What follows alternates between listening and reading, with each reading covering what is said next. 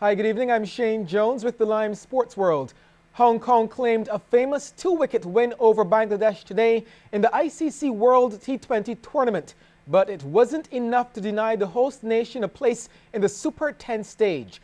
The game was completely turned on its head in Chittagong as Hong Kong, who were already eliminated from the competition, stunned the Bangladeshis who were seeking a third straight win. Now, some bizarre batting from the hosts saw them slump to 108 all out in just 16.3 overs. Hong Kong almost made a meal of the chase, eventually crossing the line with 2 balls to spare. Despite the shock defeat, Bangladesh has secured its place in Group 2 of the Super 10s, joining defending champions West Indies, Australia, India and Pakistan by virtue of a better net run rate than Nepal. The final Super 10 position will be determined tomorrow. Zimbabwe will be hoping that Ireland lose to the Netherlands in the 5:30 a.m. fixture so that they will have a chance of advancing on superior net run rate once they defeat the UAE in the 1:30 a.m. match. The highlight of Day 2 of the Powerade Barbados Secondary Schools Athletics Championships was the performance of Lester Vaughan's Ashley Williams, who set a new BSAC record of 12.58 meters in the under-20 girls shot put. She eclipsed the old mark of 12.01 set by Alexandra's Chernelle Nichols back in 2001. Meanwhile, Springer Memorial have extended their lead on the rest of the field in the girls' competition, ending the day on 72 points. St. Michael are second on 26 and Queen's College on 21. Defending boys champs QC have taken the lead in that category with 55 points, followed by St. Michael on 36, while Day 1 leaders Lester Vaughan are now third on 35. Well, CBC's Anne-Marie Burke was there today for the 100-meter preliminaries in the senior divisions. Day 2 saw the attention turn to the sprint prelims. Here's a look at the 100 meters for under-20s. Girls first. In the red and white on the inside for Queen's College, Kiara Maynard set a leading time of 12.58 seconds, winning her heat ahead of Sade Sargent of the Lodge School and Christchurch Foundation's Makiba Brewster. Expected to offer up a challenge for Maynard will be Asha Cave. The Harrisonian was out of the block slowly, but made up ground in the final meters to get home just ahead of Ayana Morgan of the St. Michael's School and QC's Sabrina Newton. Also shaping up a competitive under-20 girls field is Leah Barker of the St. Michael's School. She was such a comfortable winner, 13.12 seconds, and she has a lot more left in the tank. Also through to the next round, Toria Aline of Lester Vaughan. And here's how the big boys are shaping up the under-20s. A bit of trouble in the first heat, a false start, and that means someone will be out. It was left to be seen who prejudged the gun.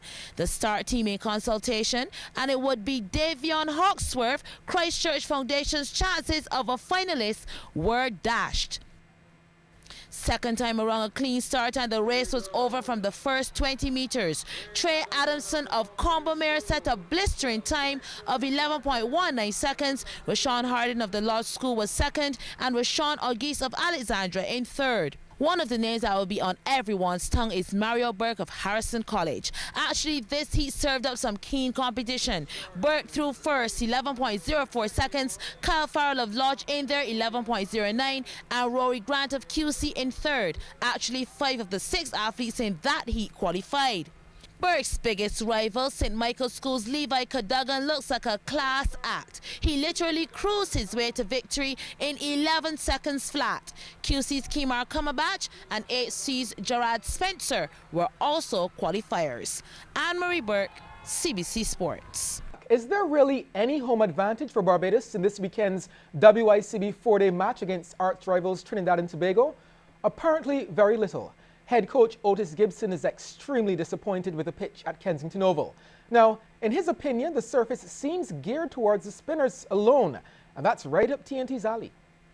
We usually go with our steamers and stuff, Ashley Nurse and Sullivan Ben usually do the spinning department, as you know, but we've got an addition in Ralston Chase, who's been in the squad, bowl really well up at the university, the opportunity he was given to bowl. Like, this time last year, or when we played, the last time we played Trinidad in the last game here, the pitch had a lot more grass than it is now. You know, and I find it amazing that it is as brown as it is. I don't know if the grass is hidden or whatever the case may be. I would have been thinking that we'd have a good green pitch for Trinidad. We got Tino Best, we got Carlos Brathwaite, we got Jason Holder, we got quick bowlers and we got tall bowlers. You know, I thought that we'd been able to exploit that. And on any pitch, as we saw last season as well, too, Ashley Nurse and Sullivan Ben were able to exploit the conditions. But I thought that the pitch would have been a lot greener than it is now. Well, that must be worrying for coaches and stuff when you look at pitches of that nature and you try to set up your team and you know you have your assets in there. You mentioned Tino and the others. Is that discouraging when you're trying to prepare a squad? Well, not necessarily discouraged, but it may mean that you may have to reconstruct the squad. You know, you may have to cater for the conditions given.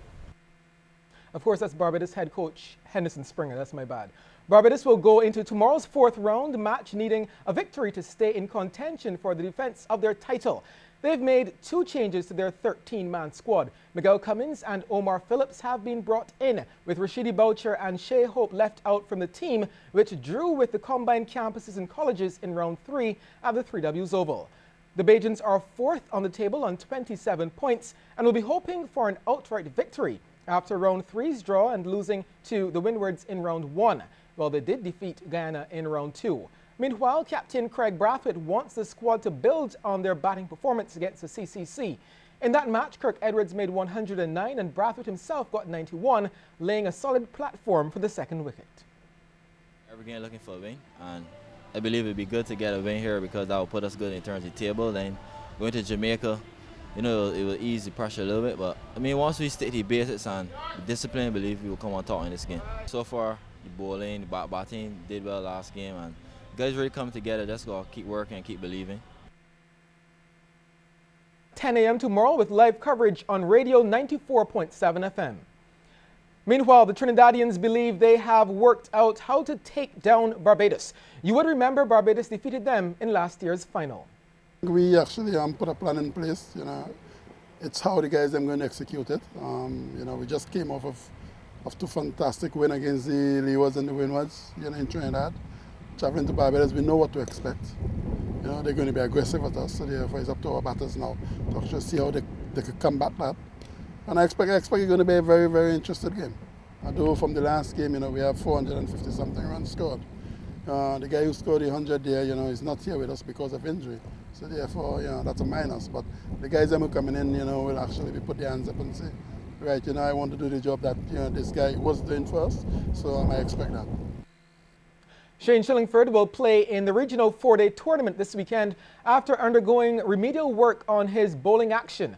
The 31-year-old is set to appear for the Windward Islands when they face leaders Jamaica at Sabina Park.